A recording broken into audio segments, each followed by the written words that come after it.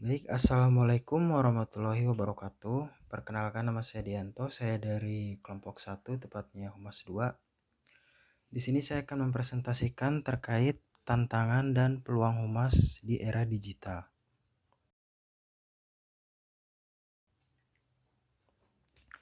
Seperti yang kita ketahui, perkembangan transformasi media digital yang sangat cepat belakangan ini menuntut para praktisi hubungan masyarakat di berbagai lembaga baik pemerintah maupun swasta untuk lebih kreatif dalam merespon dan memberikan informasi yang diperlukan.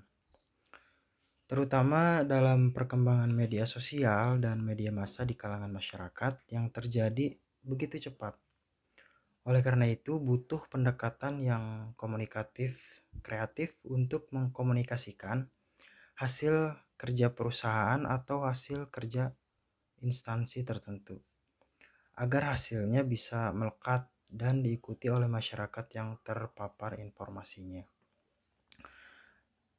Perkembangan teknologi yang hadir dengan sistem digital telah memicu pengembangan garis komunikasi baru, manipulasi teknik informasi, dan berbagai peralatan komunikasi yang sudah ada sebelumnya. Sehingga peralatan komunikasi yang ada sebelumnya terbilang ketinggalan zaman. Perkembangan inilah yang semakin mendorong adanya perubahan teknologi digital.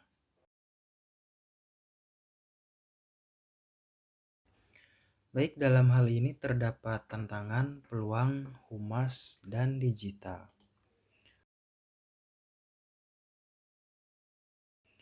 Untuk tantangan sendiri, definisinya yaitu suatu hal atau bentuk usaha yang memiliki tujuan untuk menggugah kemampuan. Peluang adalah kesempatan, arti lainnya dari peluang adalah ruang gerak, baik yang konkret maupun yang abstrak, yang memberikan kemungkinan bagi suatu kegiatan untuk memanfaatkannya dalam usaha mencapai tujuan. Untuk humas atau dalam bahasa Inggris kita sebut public relation, yaitu praktik mengelola penyebaran informasi antara individu atau organisasi dan masyarakat. Sementara digital merupakan penggambaran dari suatu keadaan bilangan yang terdiri dari angka 0 dan 1 atau off dan on, atau bilangan biner dalam hal ini.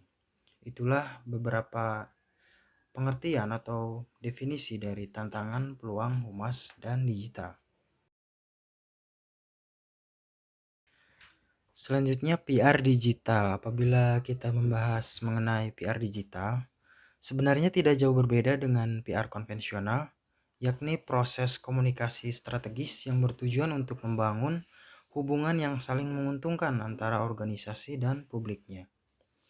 Namun, yang membuat keduanya berbeda adalah media komunikasinya. Bila PR konvensional mengerjakan event atau publikasi di media konvensional, PR digital lebih banyak menggunakan media berbasis internet dengan tujuannya yaitu untuk menciptakan kesan yang positif, hubungan yang baik, dan meningkatkan visibilitas brand atau dalam hal ini dan juga organisasinya.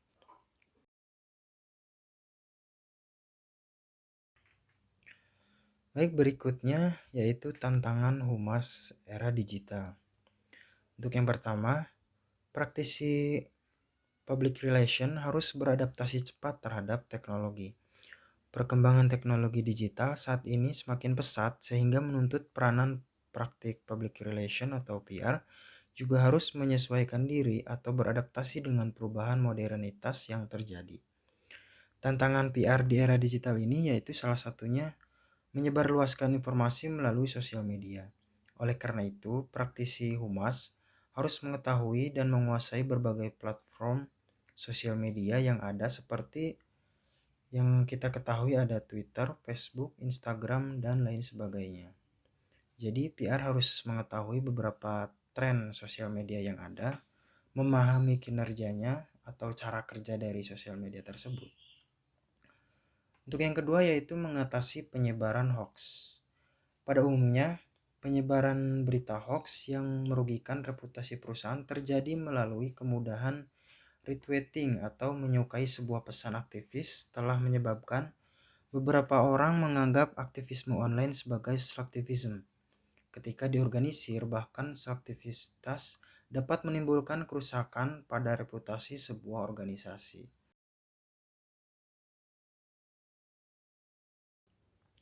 Selanjutnya, yaitu ada humas harus memiliki sistem monitoring. Humas tidak cukup bila hanya menyampaikan informasi saja. Di era digital ini, humas harus memiliki sistem monitoring yang dapat menjaga komunikasi melalui media digital agar tidak keruh atau engagement. Tujuan dari monitoring tidak lain adalah memantau agar kegiatan konten yang ada dan berjalan efektif, efisien. Selanjutnya yaitu ada multi-step communication. Model komunikasi bukan lagi two-step communication seperti dahulu, tetapi untuk di era digital ini harus multi-step communication. Jadi humas tidak cukup hanya dengan menguasai media saja, media massa maksudnya, tetapi juga influencer di media sosial. Seperti yang kita ketahui, influencer di era sekarang sangat berkembang, sangat banyak. Individu saat ini memiliki kekuatan untuk mempengaruhi publik walaupun tidak sebesar media massa. Terakhir yaitu media online. Sebagai pasar yang baru mulai mencapai kematangan, hal tersebut memberikan tantangan-tantangan dan kesempatan-kesempatan bagi para praktisi PR untuk mengambil peran di dalamnya. Beberapa perusahaan di Indonesia bahkan mempekerjakan seorang digital media spesialis tersendiri untuk memaksimalkan followers serta membantu mendevelop konten sosial media yang menarik. Hal ini tidak lain dan tidak bukan yaitu untuk meningkatkan reputasi perusahaan sehingga memiliki daya tarik tersendiri bagi publik internal maupun eksternal.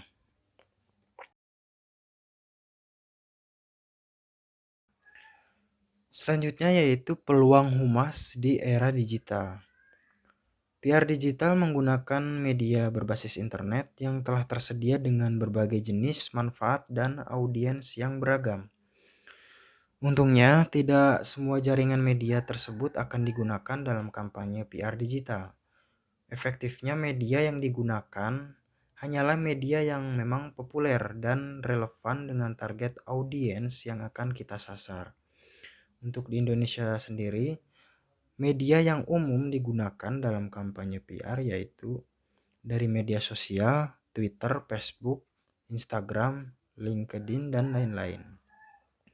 Untuk dari bagian publikasi, ada website, blog, blogspot, Kompasiana, Indonesiana, dan lain-lain. Dari video yaitu ada YouTube yang merupakan platform favorit bagi sebagian masyarakat Indonesia untuk mengekspresikan diri mereka dan mendapatkan berbagai informasi dari YouTube tersebut. Selanjutnya yaitu penggalangan dana. Contohnya ada kitabisa.com.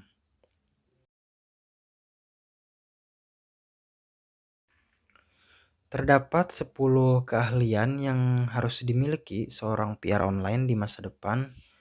Dalam hal ini saya kutipkan menurut Arik Hanson, yaitu seorang PR harus mobile, memiliki skill di video editing atau production yang berhubungan dengan pengeditan video, advertising copywriting, yaitu berhubungan dengan menulis konten untuk promosikan suatu perusahaan atau instansi tertentu, blogger outreach, managing virtual teams, social content creation atau curation, harus memiliki analytics yang kuat, SEO, speed to information.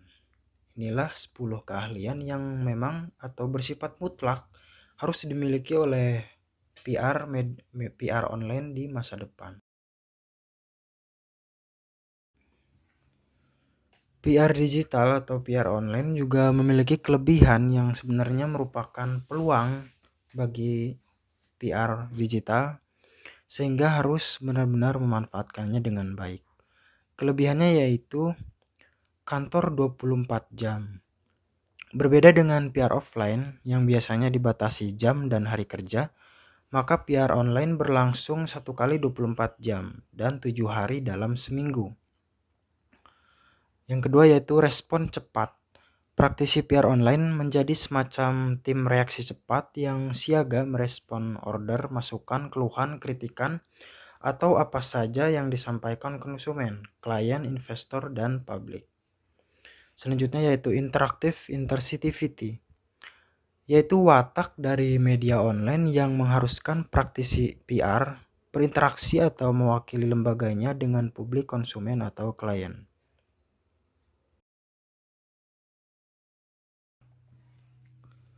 PR digital memungkinkan brand-brand untuk berbicara melalui media sosial yang mereka punya.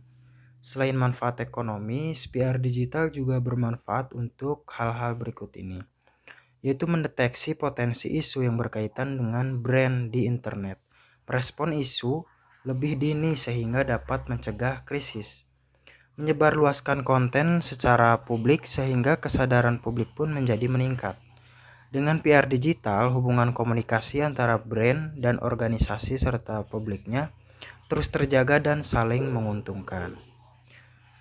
Jadi dapat disimpulkan bahwa dunia digital di Indonesia merupakan sarana yang ideal bagi praktisi PR untuk melakukan kegiatan PR dengan menargetkan kalangan anak muda dan kaum pekerja. Selain itu, sosial media merupakan online platform yang paling efektif untuk menyentuh kalangan tersebut. Jadi, seorang humas mempunyai kelebihan dan kekurangan tersendiri. Ada yang sangat menguasai humas tradisional dan ada yang sangat menguasai humas digital. Tapi alangkah baiknya seorang humas bisa menguasai keduanya dan terus menggali potensi. Seorang humas harus siap menghadapi tantangan di era digital saat ini. Siap atau tidak siap, seorang humas harus siap dan harus banyak belajar karena seorang humas dituntut menguasai teknologi agar untuk kedepannya strategi humas dapat diterapkan atau diimplementasikan dengan baik dan berjalan dengan lancar.